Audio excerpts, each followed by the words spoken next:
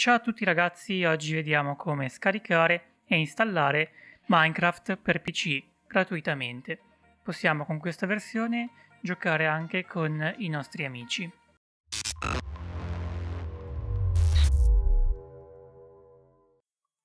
Innanzitutto abbiamo bisogno dell'ultima versione di Java, vi lascerò il link per scaricarlo dal sito ufficiale in descrizione.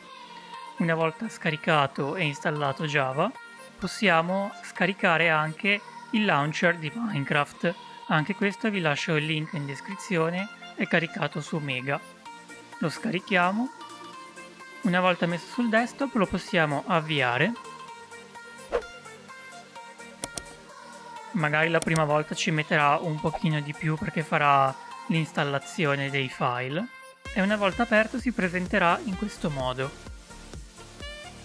Qui possiamo creare il nostro account con un più, facciamo gratis senza password, qui mettiamo un nome e facciamo aggiungi account. Una volta aggiunto l'account torniamo sulla casetta. Qua nella tendina sottostante andiamo a scegliere la versione disponibile, è sempre aggiornato, quindi possiamo lasciare ultima versione ufficiale e clicchiamo su installa ed entra. Inizierà il download dell'ultima versione.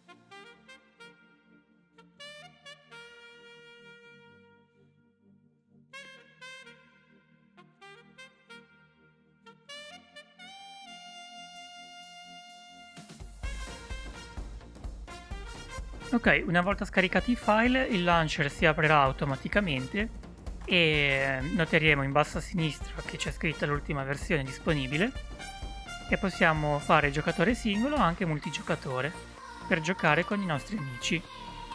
Sarà necessario creare un server. Ok, vi ringrazio per aver visto questo video, è stato un video molto breve. Se il video vi è piaciuto lasciate un like, iscrivetevi al canale e attivate la campanellina per rimanere aggiornati su nuovi video. Ciao!